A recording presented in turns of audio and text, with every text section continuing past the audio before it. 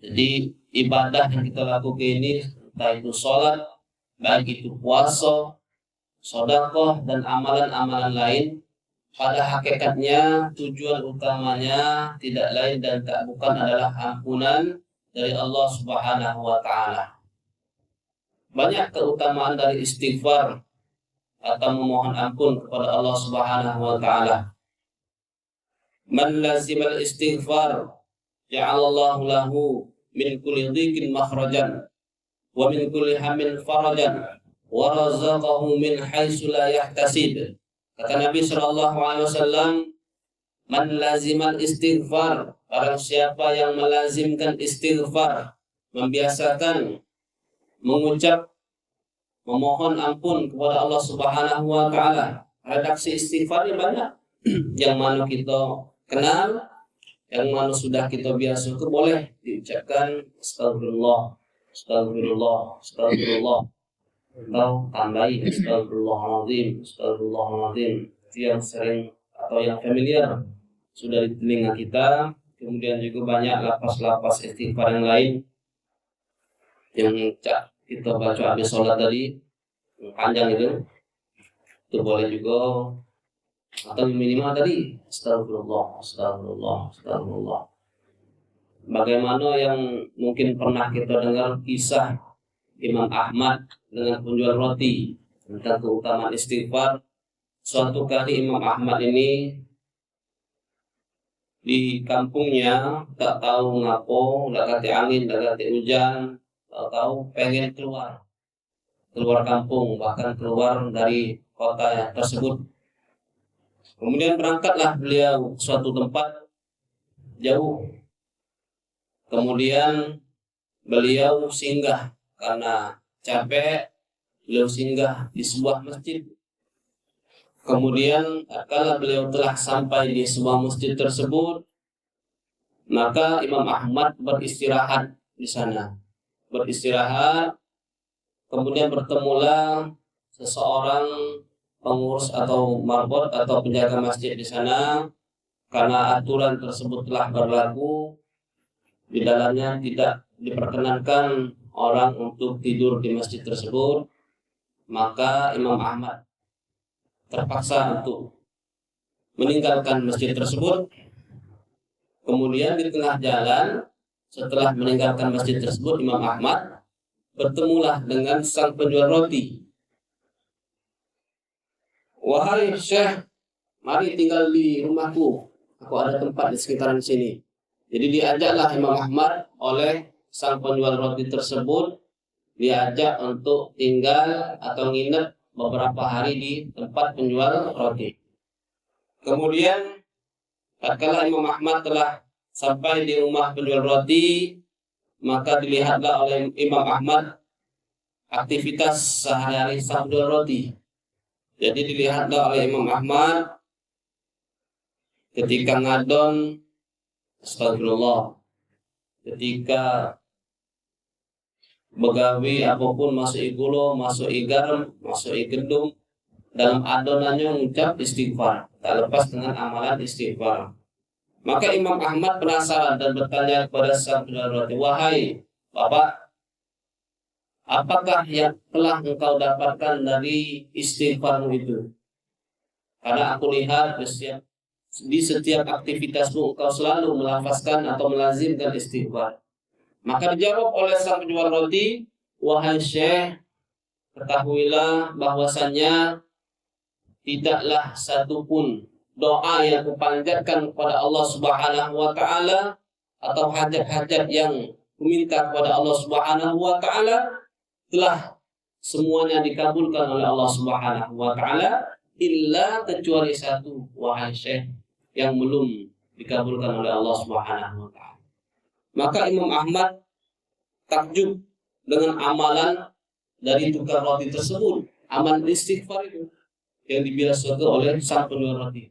Seluruh hajat dan doa-doanya dikabulkan oleh Allah Subhanahu wa taala. Saking dahsyatnya amalan istighfar, maka semua kita mesti dan harus mengamalkan istighfar ini, entah dalam keadaan berjalan, baik dalam keadaan berbaring, ataupun dalam keadaan bekerja, beraktivitas, maka bagus untuk kita amalkan amalan istighfar. Ketika kita ingat, pas kita ingat, istighfar, astagfirullah, astagfirullah, astagfirullah. Dikit baik kita ucap yang simpel itu sudah luar biasa di sisi Allah Subhanahu wa taala. Nah, jadi Imam Ahmad kagum dengan amalan istighfar yang dilazimkan oleh sang penjual roti. Maka Imam Ahmad penasaran dengan sikok tadi yang belum dikabuli tadi. Harusnya dikabulkan juga. Maka Imam Ahmad pun bertanya lagi dengan sang penjual roti, wahai Syekh, wahai Bapak, apakah satu permintaan itu yang belum dikabulkan oleh Allah Subhanahu wa taala? Nanya lagi Imam Ahmad. Maka Bapak sang penjual roti tersebut atau sang penjual roti itu menjawab, wahai Syekh, sesungguhnya satu doa itu adalah aku sangat ingin sekali berjumpa dengan imam besar Imam Ahmad bin Hambal. Maka hingga saat ini belum dikabulkan oleh Allah Subhanahu wa taala. Imam Ahmad terkejut, tertegun, berdesau bahasa Palembang. Imam Ahmad berdesau, Allahu Akbar. Jadi terkejut Imam Ahmad, wahai Bapak, saksikanlah sesungguhnya Allah Subhanahu wa taala telah mengabulkan semua doa-doamu. Maka jawab Imam Ahmad, sesungguhnya aku adalah Imam Ahmad bin Hambal. Menangis bersyukur tukang roti tersebut kepada Allah Subhanahu wa taala karena semua doa-doanya telah diijabah oleh Allah Subhanahu wa taala, telah dikabulkan oleh Allah Subhanahu wa taala. Jadi hadirin yang dimuliakan Allah Subhanahu wa taala, amalan istighfar ini sangat mudah dikerjakan dan sangat tinggi keutamaannya. Tadi di awal kita mukadimah tadi kita singgung sedikit karena seluruh amal ibadah yang kita kerjakan muaranya atau tujuannya dan tak lain dan tak bukan adalah ampunan dari Allah Subhanahu wa taala. Pahala itu pendamping baik sebenarnya pahala itu iming-iming istilahnya untuk pemula, untuk istilah itu wong yang baru belajar agama, kita laksanakan sholat ini pahalanya, kita puasa dapat ini pahalanya. Jadi kalau nilai yang tertinggi itu dari amalan yang kita kerjakan setelah pahala kita dapat tentunya istighfar dan ampunan dari Allah Subhanahu wa taala.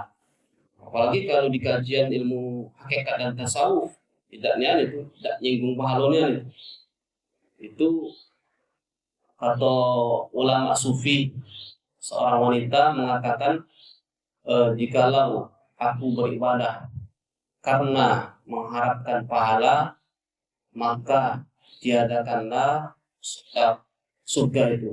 Jika aku beribadah karena mengharapkan surga, maka tiadakanlah surga itu. Ya Allah, hilangkanlah. Akan tetapi jika aku beribadah karena takut dengan neraka, maka masukkanlah aku ke dalam neraka. Jadi saking segitunya ulama sufi ini beribadah bukan tujuannya takut karena neraka dan bukan pula tujuannya untuk mendapatkan surga. Saking tinggi makom ulama sufi ini.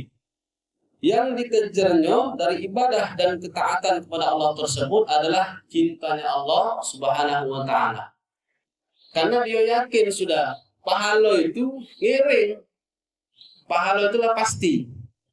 Nah, esensi atau tujuan akhir dari pahala itu tak lain dan tak bukan adalah kasih sayang Allah, cinta Allah dan ampunan Allah Subhanahu wa taala. Ketika ampunan sudah dibentangkan oleh Allah Subhanahu wa taala, habis dosa-dosa sang hamba, kosong, ada sedikit amalan yang dikerjakan oleh sang hamba tersebut cukup untuk memasukkan sang hamba tersebut ke dalam surganya Allah Subhanahu wa taala. Jadi tingginya kedudukan istighfar atau ampunan dari Allah Subhanahu wa taala. Allah Subhanahu wa taala wasari'u ila maghfiratin min rabbikum wa jannatin 'arduha as-samawati wal ardu u'iddat lil muttaqin alladzina yunfikuna fis sarai wad dharra'i wal kadhimina al-ghayza wal 'afina 'anil nas Allahu yuhibbul muhsinin. Dan bersegeralah kamu kepada ampunan dari Allah Subhanahu wa taala dan mendapatkan surga yang luasnya seluas langit dan bumi yang disediakan untuk orang-orang yang bertakwa. Surah Ali Imran ayat 133. Wasari'u, dan bersegeralah kamu, kata Allah Subhanahu wa taala, ila maghfirah, kepada ampunan Allah, mencari ampunan Allah Subhanahu wa taala dan mendapatkan surga. Setelah ampunan langsung kita dijanjikan oleh Allah Subhanahu wa taala mendapatkan surga. Jadi surga itu pasti. Kalau sudah diampuni oleh Allah Subhanahu wa taala, surga itu pasti, pahala itu pasti, surga itu pasti. Tapi memang untuk mengajari anak-anak itu kadang-kadang butuh pahala, penjelasan pahala. Tidak ngerti kadang-kadang tuh ampunan. Nah, sholatnya kita dapat ampunan Allah. Kurang paham gini, kurang paham nih. Jadi kita istilah pahala, dapat pahala. Sholat berpahala. Pahala itu apa ya? Mirip-mirip mainan, mirip-mirip kesenangan yang kamu ingin ke apa? Permainan tadi kan? Mainan, entah jalan-jalan dia kan? Jadi pahala itu mirip-mirip itu, mancing. Tapi ujung-ujungnya ampunan dari Allah Subhanahu wa taala. Nah, mudah-mudahan kita semua diringankan Allah Subhanahu wa taala dan kita bisa meraih ampunan tersebut sesuai dengan surah Ali Imran ayat 133 tadi. Begancang kata Allah, bersegeralah, wasari'u ila maghfirah. Begancanglah kamu, bersegeralah kamu. Kejar-kejaranlah untuk mendapatkan ampunan dari Allah Subhanahu wa taala. Nah, fasilitas dari Allah Subhanahu wa taala ini yang disediakan untuk umat Nabi Muhammad SAW sangat banyak. Salah satunya keutamaan 10 hari awal bulan Dzulhijjah. Tak lain dan tak bukan balasannya ampunan dari Allah Subhanahu wa taala. Hadis Nabi SAW, "Ma min ayyamin al-'amalu salih ahabbu ila Allah fihinna min hadhihi al-ayyam." Tidak ada hari yang amal soleh dikerjakan di dalamnya lebih dicintai oleh Allah Subhanahu wa taala, yaitu 10 hari awal bulan Dzulhijjah. Kata para sahabat, "Walal jihadu fi sabilillah." Apa tidak juga berjihad di jalan Allah, wahai Rasulullah? Kata Nabi sallallahu alaihi wasallam, "Walal jihadu fi sabilillah." Tidak juga jihad di jalan Allah. Illa rajulun kharaja bi nafsihi wa malihi wa lam yarji' min dzalika bi syai'in.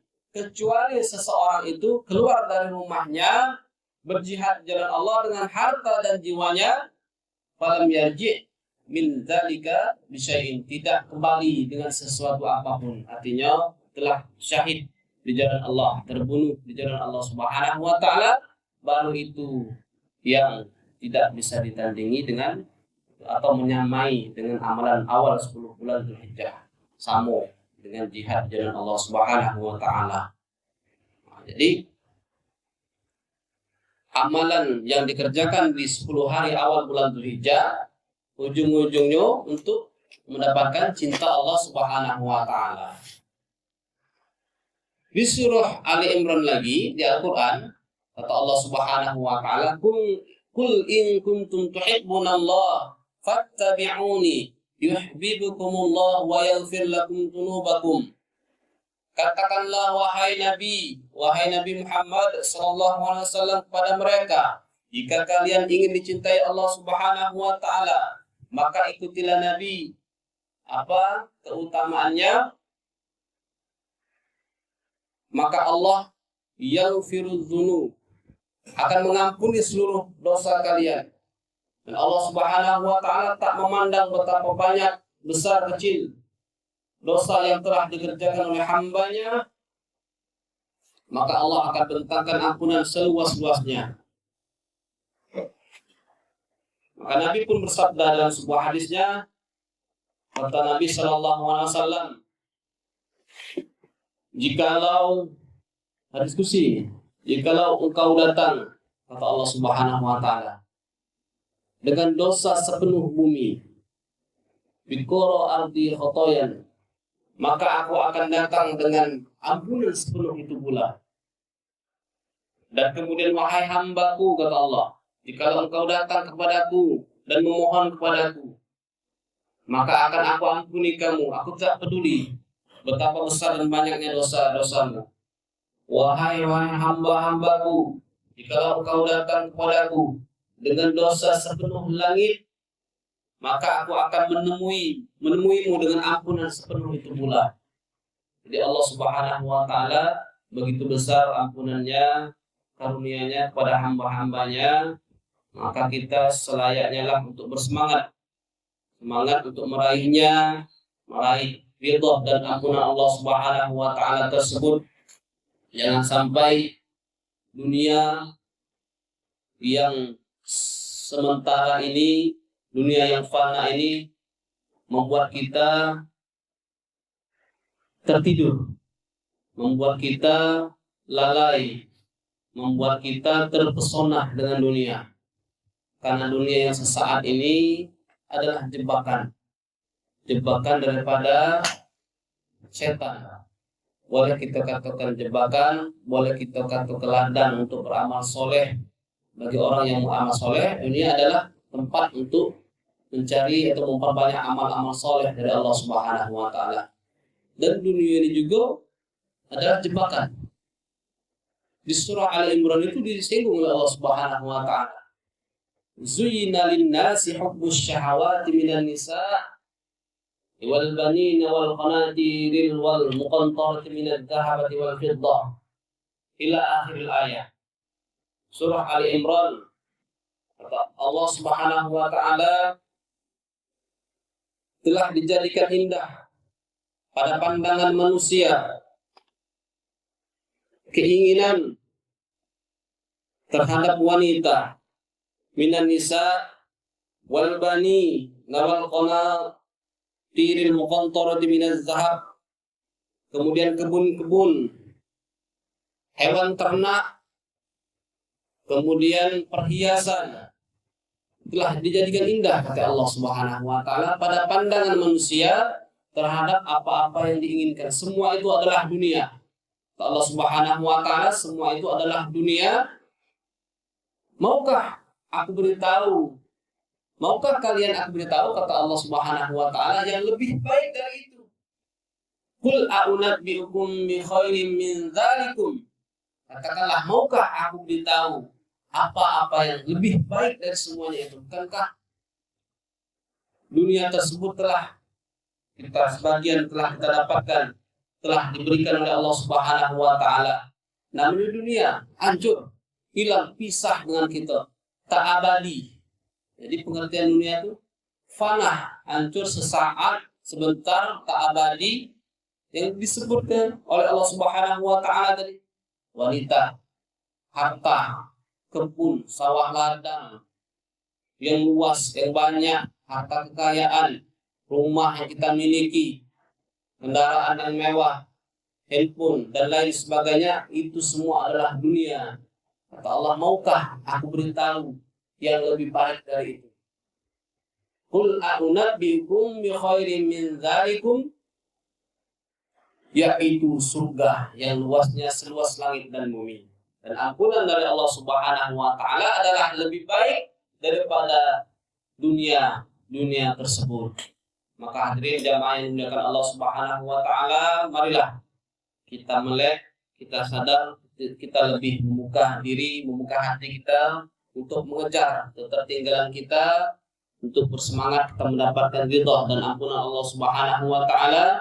Dunia kita pegang tangan kiri baik, jangan masuk dalam hati, agar kiranya ia tak melekat, kita tidak terlalu cinta dengan dunia, sehingga ketika dunia meninggalkan kita atau kita meninggalkan dunia, kita telah sadar atau telah sepenuhnya untuk siap kembali kepada Allah Subhanahu wa Ta'ala. Marilah kita sama-sama berdoa kepada Allah Subhanahu wa Ta'ala, dan Allah Subhanahu wa Ta'ala memudahkan kita, meringankan kita untuk selalu beramal soleh, terutama di bulan Dzulhijjah ini. Bulan Dzulhijjah ini kan di pertemuan kemarin sudah kita singgung sedikit, adalah salah satu bulan yang dimuliakan Allah Subhanahu wa taala. Ini ada 4 bulan. Bulan Dzulqa'dah sudah berlalu, bulan Dzulhijjah, bulan Muharram kaget sebentar lagi, kemudian bulan Rajab terletak di antara bulan Jumadil Akhir dan Sya'ban. Nah, 4 bulan ini adalah bulan haram, disebut oleh Allah Subhanahu wa taala di surah At-Taubah ayat 36. Inna iddatasy syuhuri indallahi 12 syahran fi kitabillah yauma khalaqas samawati wal arda minha arba'atun hurum dzalika ad-dinul qayyim fala tadhlimu fihinna anfusakum wa qatilul musyrikina kaffatan kama yuqatilunakum kaffah wa'lamu annallaha ma'al muttaqin. Sesungguhnya jumlah bilangan bulan di sisi Allah Subhanahu wa taala adalah 12 bulan. Bulan mulai dari Muharram, Safar, Rabiul Awal, Rabiul Akhir, Jumadil Awal, Jumadil Akhir, Rajab, Sya'ban, Ramadan, Dzulqa'dah, Dzulhijjah. Jadi 12 bulan. Minha arba'atun hurum, di antara 12 bulan tersebut ada 4 bulan haram. Para ulama, bulan haram ini adalah bulan yang mulia. Bulan di mana orang-orang dilarang untuk bermaksiat, dilarang untuk berperang. Akan tetapi wa qatilul musyrikina kaffah, jika orang-orang kafir memerangi kamu, maka perangilah mereka semua. Perangilah mereka semuanya, kata Allah. Wa qatilul musyrikina kaffah kama yuqatilunakum kaffah, sebagaimana mereka memerangi kamu semua. Kalau diserang baru diperkenankan atau dibolehkan oleh Allah Subhanahu wa taala. Atau Al-Imam Al-Baghawi dalam kitab Ma'alimut Tanzil fi Tafsir Al-Quran menjelaskan bahwasanya al-amal salih fil ashhuril hurum, amal soleh yang dikerjakan dalam 4 bulan ini a'zamu ajran, adalah lebih utama, lebih besar pahalanya, karunia-Nya, ampunannya dari Allah Subhanahu wa taala dibanding hari-hari yang lain. Nah, ini salah satu bulannya yaitu bulan Dzulhijjah. Wa dzulmu fihinna, dan begitu juga kezaliman ataupun perbuatan dosa yang dilakukan dalam bulan tersebut a'zamu minadz dzulmi fi ma siwahunna, juga besar balasannya. Jadi kita berhati-hati juga di bulan haram ini untuk tidak melakukan maksiat, dosa ataupun kelalaian. Kita semaksimal mungkin sama-sama berjuang, karena semua kita adalah makhluk yang lemah, tak luput dari hilaf, salah dan dosa. Mari kita sama-sama untuk bergancang mendapatkan ampunan dan ridha dari Allah Subhanahu wa taala, dan jangan lewatkan momen-momen atau fadilah yang diberikan oleh Allah Subhanahu wa taala melalui syariat Nabi Muhammad sallallahu alaihi wasallam. Salah satunya bulan Dzulhijjah ada amalan yang sangat bagus, ada amalan yang sangat besar. Kata Nabi sallallahu alaihi wasallam, "Ma'amila adamiyun min amalin yauman nahr." Tidak ada amalan, tidak ada atau tiada suatu amalan yang ahabba ilallah, yang lebih dicintai Allah Subhanahu wa taala, yang dikerjakan pada yauman nahr, hari nahar, hari kurban 10, 11, 12, 13. Tak ada amalan terbaik, yang dikerjakan seorang hamba di hari nahar tersebut 10, 11, 12, 13. Tidak ada, kata Nabi, tidak ada amalan yang terbaik yang dikerjakan di hari nahar tersebut yang lebih dicintai Allah Subhanahu wa taala illa ihraqid dam, kecuali mengalirkan darah hewan kurban. Nah, mudah-mudahan itu disampaikan oleh Allah Subhanahu wa taala pada tanggal tersebut 10, 11, 12, 13. Jadi menari ini kita belum ada rezeki, itu tanggal 10-nya doh boleh dibeli saat itu juga, atau tanggal 11-nya baru boleh rezeki mendadak. Misalnya tanggal 11 mungkin masih ada yang jualan, masih tanggal 11, 12 boleh di tanggal 12 misalnya, boleh itu masih 10, 11, 12, 13 asar terakhir, asar tanggal 13 waktu penyembelihan hewan kurban. Jadi masih boleh kita. Itu kalau sudah lebaran kedua, ketiga itu lebih murah. Operan, ya operan. Mungkin ada yang di bawah 3 mungkin. Jadi sayang kita lewatkan momen-momen yang setahun sekali ini. Kata Nabi, amal yang paling dicintai Allah di 4 hari ini. Nabi tidak sebut yang lain, tidak sebut sedekah. Sedekah 1 miliar di 4 hari tadi, tanggal 10, 11, 12, 13, sedekah akan nilainya. Bukan ngalir ke darah hewan kurban, kalah dengan menyembelih hewan kurban yang harga 2,5 juta. Kalah. Uang berinfak 1 miliar, 2 miliar di tanggal 10, 11, 12, 13 itu tidak bernilai kurban. Tidak bernilai kurban. Nah, kurban ini adalah amalan yang paling dicintai Allah Subhanahu wa taala khusus pada tanggal 10, 11, 12, 13. Jadi mudah-mudahan kita semua dimampukan oleh Allah Subhanahu wa taala, dimudahkan oleh Allah Subhanahu wa taala untuk melakukan segala amalan-amalan soleh kemudian yang disyariatkan oleh Allah Subhanahu wa taala melalui syariat Nabi Muhammad sallallahu alaihi wasallam. Amin ya rabbal alamin. Mungkin ini saja yang dapat disampaikan. Mohon maaf bila terdapat kesalahan, kekurangan, khilaf kata di sana sini, dan kita sama-sama mohon ampun kepada Allah Subhanahu wa taala. Amin ya rabbal alamin. Astagfirullahaladzim. Kita tutup dengan doa. Astagfirullahaladzim. Na'udzubillahi minasyaitonir rajim. Bismillahirrahmanirrahim. Alhamdulillahi rabbil alamin wa bihi nasta'inu ala umuri dunya waddin. Wassalatu wassalamu ala Rasulillah wa ala alihi wa sahbihi ajma'in. اللهم اجعل جمعنا هذا جمعا مرحوما وتفرقنا من بعده تفرقا مباركا معصوما. اللهم اجعلنا واولادنا وبناتنا واهلنا من اهل الخير ومن اهل القران ومن اهل الحديث ومن اهل الجنه يا رب العالمين. اللهم فقهنا في الدين وعلمنا التاويل. ربنا آتنا في الدنيا حسنة وفي الآخرة حسنة وقنا عذاب النار. وصلى الله على محمد وعلى آله وصحبه أجمعين. سبحان ربك رب العزة عما يصفون وسلام على المرسلين والحمد لله رب العالمين. سبحانك اللهم وبحمدك أشهد أن لا إله إلا أنت نستغفرك ونتوب إليك. السلام عليكم ورحمة الله وبركاته. وعليكم السلام.